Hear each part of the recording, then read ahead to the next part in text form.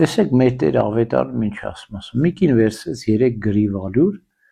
մեջը թթխմոր դրեց եւ ամբողջ խմորվեց։ Հիմա այդ խոնարհությունը խմորում է ինքը։ Դες խոնար մարդը իր շուրջը հավաքում է ժողովրդին։ Խոնար մարդուն բոլորը սիրում են։ Բոլորը ուզում են շփվել, ուզում են մի բառ լսել, մենք կպնել, ուզում են կերկել, ուզում են պոչել։ Հա։ Այդ ով է, երեխան, մանուկը։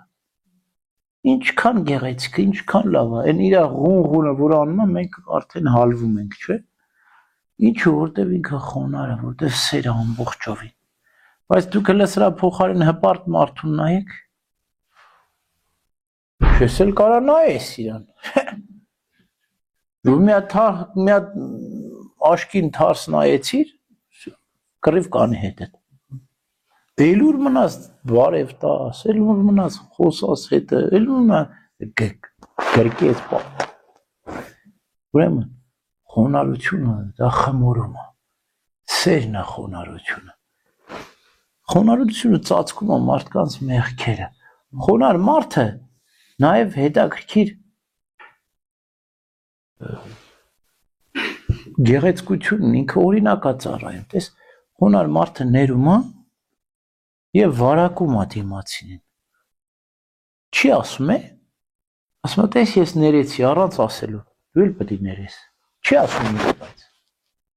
բայց դու հիշում ես, որ ներեց, պարտավորվում ես, ես էլ պետք է ներեմ։ Բայց երբ որ մեկ տեսել եք այն փոքր երեխուն ես մատով բրդում ես, ինքն էլ քեզ բզում է։ Այն փոքրուց մենք այդ հակառակության հոգին ունենք։ Մեկը մեզ մի բան ասենք, մենք 7 հապտի ասենք։ Հələ մի ասա։ Ասես դու մի ասա։ Ես կշահես թե կտուժես։ Երկը կշահես։ Ինչ կշահես։ Քո հոգին կշահես։ Դիմացինի հոգին էլ կշահես։ Սուրբ ներսը շնորհալի բոլորին լույս էր կոչում։